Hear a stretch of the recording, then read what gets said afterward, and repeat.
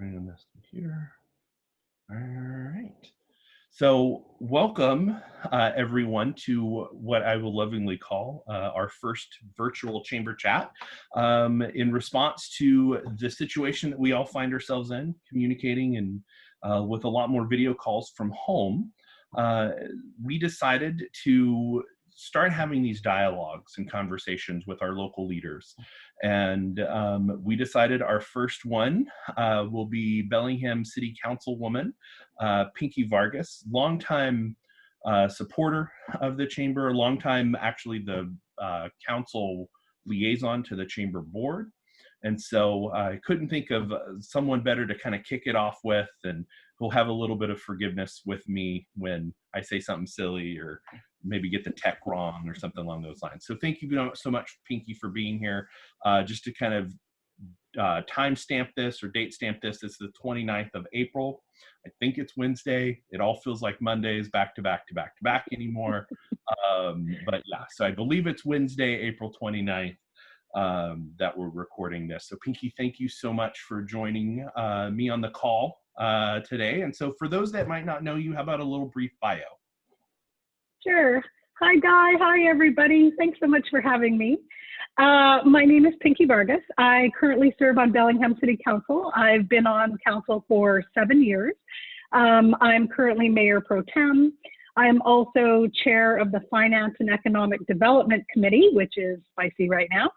And I have a couple liaison roles. One of them, as you know, is with the Chamber of Commerce. I also serve on the Mount Baker Theater Board. I serve on Wacom Tourism and also on the LTAC, the Lodging Tax and Advisory Committee. So a lot of those have a lot of public interest right now in regards to how we're all going to get through this. I've lived in Bellingham for 12 years. And my professional life is I work in energy efficiency. So yeah, that's a little bit about me. Awesome. And then the next question, I'm toggling between screens on a laptop. This is not as easy. I know, right? Right. Again, we're all learning this tech at the same time. So one of the top questions that I have since I would say your elected role is Bellingham City Council, is what are some of the council's priorities during this time? Like we're all changing how we work. And so clearly the job of the city and the city council is shifting as well. So what are the top priorities for council right now? Well, public safety is always a priority for a city. Keeping our people safe is always a #1 priority, but now, of course, that is elevated to a much, how do we stay safe on our streets? How do we stay safe in our parks? These aren't usually conversations that we have, but so I would say public safety has taken a magnified role right now. Certainly budgets, how are we going to have to make any changes to our budget? The amount of taxable income that's going to come in for us is an unknown right now. So those are huge priorities. How to help our businesses survive, that's a priority. Obviously we always talk about economic development, but we're in a whole different world right now. So I would say public safety, budgets, businesses, but also how to help people who are falling through the gaps. So we've made a lot of changes in regards to people who are unsheltered. So that is a huge priority. Not that these are all things we're usually doing, but they're magnified right now. Mm-hmm. And just kind of interested in if you have a top priority, especially in the short term, because again, I think this, as we've all experienced over the last 6 weeks or so, it's a very moving target with a lot of information. But has there been one top priority or initiative that you've invested your time and your energy on during this time, or that you see going forward that you will? Yeah, it's both actually. So, we talk about economic development and how our business is going to move forward now. Because I'm on Welcome Tourism and also on the Lodging Tax Advisory, my biggest priority right now is everybody who's in the hospitality, entertainment industry, excuse me, what's going to happen there. So I've been spending a lot of my time, for example, the Lodging Tax Advisory Committee, that gets all of its funding from hotel taxes. Well, there's nobody in our hotels, so we're not generating any of that income. So how does that affect us? Well, who do we fund with that? We fund all of our special events. We fund Welcome Tourism. They get, a percentage, 45% of our dollars come from that to pay for our tourism. And, all of our entertainment industry right now, what are they doing? Like Wild Buffalo and the Shakedown and like all these people. I serve on the Mount Baker Theater Board. I mean, we can't book acts. We can't have people in there. So I would say that right now, that is my big focus, is all the people who are hit the hardest in the hospitality, the restaurants, and the entertainment industry. Okay. As an organization that has put on large events, and at the start of this year was planning a couple of large events, and now that we're not, we understand that. That impact is quick, and it's large, and it's not a pause button. It is a stop or reset until next year or whenever we can meet again.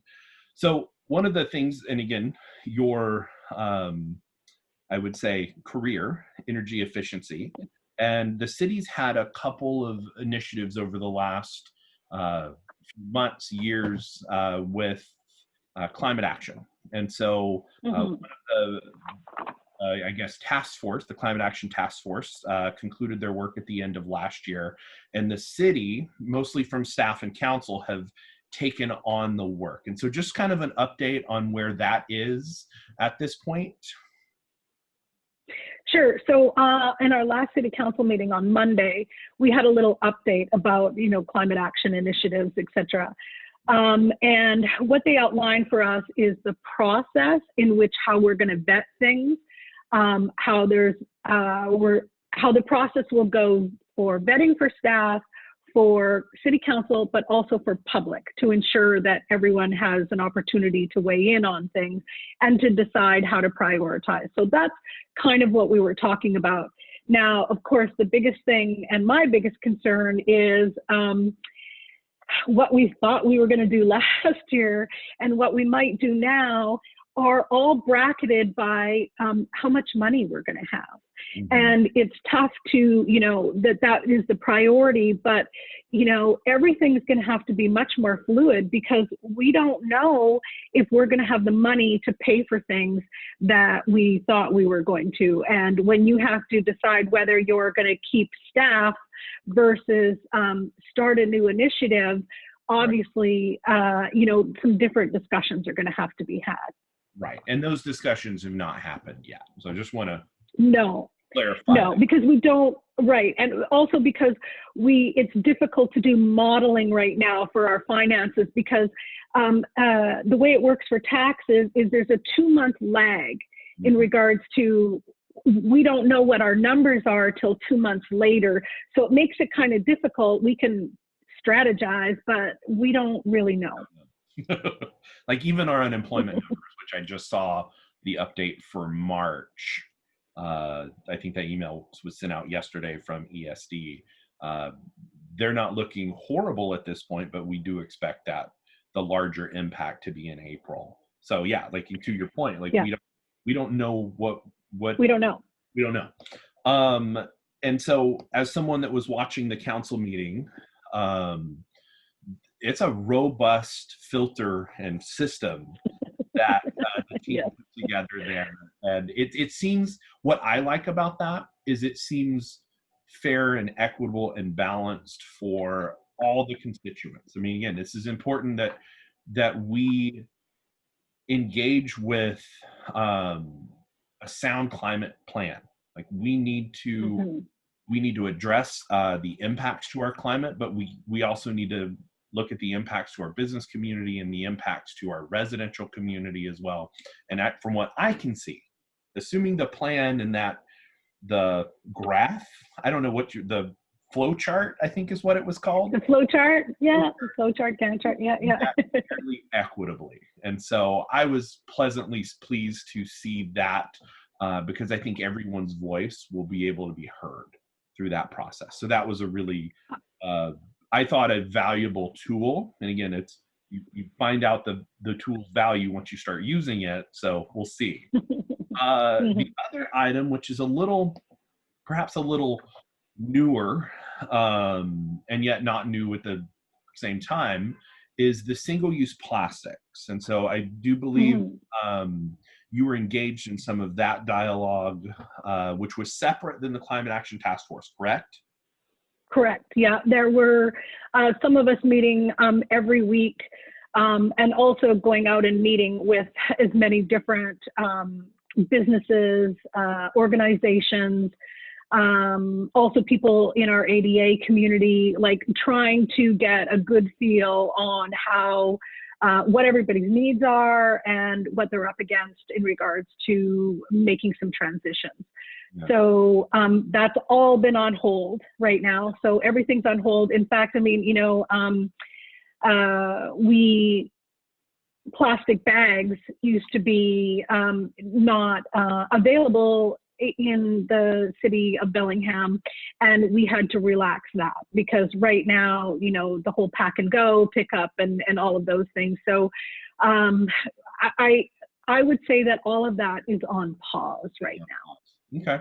And it's just, and I find it really interesting discussion, is I think everyone's reasoning and rationale for the single use restrictions, let's call it a restriction versus a ban, is different. Let's call it a transition. The transition. What are adequate uses of plastics, right? Yeah. Things that are traditionally disposable after one use that don't provide medical and healthcare benefits or benefit those with, ability issues. It's something that, I don't know, I think it's a really robust conversation, and I think we'll learn a lot through this pandemic from a health and safety perspective. And so it's good that it's still being held, but kind of on pause while we have actually what I think some real world information and maybe some best practices we kind of come out of this. Right. And we kind of touched on this, but I'm going to ask it anyway. How will the pandemic change the city's operations long term? And again, that's a really robust one. Maybe it's a more remark than an answer at this point. It's totally speculative, of course, because you know none of us have a crystal ball right now. But I will say that we're going to have to be a leaner machine. And you know, reprioritizing some things, I think, is going to be the biggest thing. Probably not going to bring on additional staff that we might have, like all of new hires are on hold. So in regards to resources, I think our resources are going to be a little bit more limited, and we're going to have to be having different discussions. We have, as a city, actually, our revenues have been really good the last couple of years. And we've been able to build up our reserves. And so in that way, we're okay right now. Right. But reserves only give you a teeny limited capacity. And when you're spending $300 million a year, you know, and you've got 30 million in the bank, that's not going to go very far, right? Yeah. So those are the things that people are like, oh, you have reserves, but yeah, but they're not going to last forever. Yeah. So I think really about becoming leaner, really seeing what do we absolutely need. And so our resources and our discussions, I think, are going to change in a big way. Well, on behalf of our organization with the Chambers, I'm happy to be a voice in that conversation and a resource. One of the things that we that we really started to refine our value proposition, and what we call our value pillars is advocate, educate, connect, and promote. And so if there are ways that we can connect you as a council person, even though you're pretty well connected in this community, we're happy to do that, because it's important that, you know, we advocate for the voice of business. And I feel the city is starting to really do that, at least with me, with climate action, some of the single-use plastics, and many other robust conversations that we're having in our community. And I think the conversations that we will have over the next year or so will probably be very COVID and pandemic related. But again, still, Right. here's a resource and connection to the business community, because again, we have to partner together. We are a community. I like to say that we're a regional community with all of our cities and county and port. We are better together.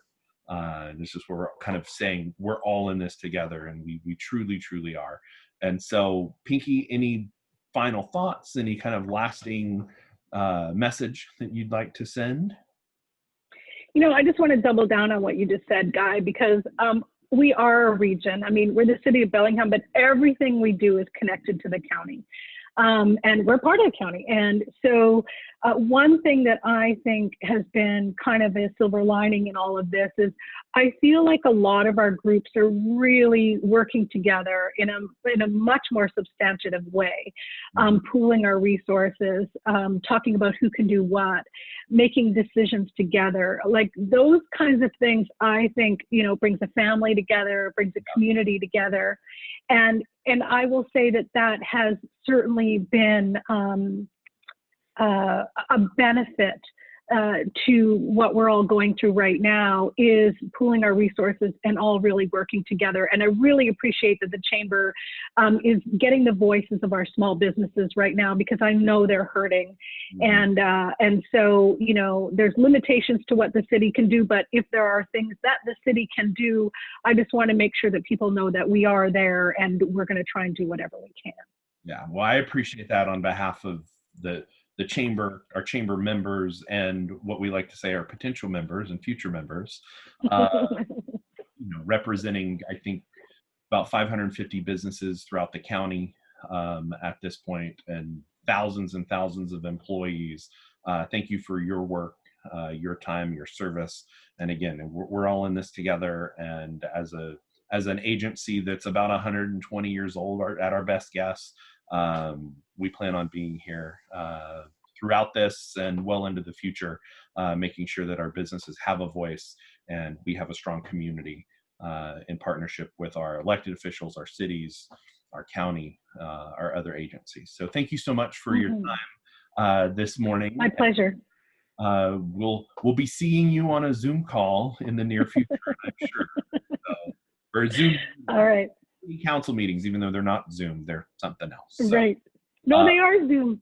Are they Zoom? All right. Okay. Oh yeah, we're Zooming. Well, I watch it on YouTube, and so you can watch City yes. on YouTube all the time, not just now.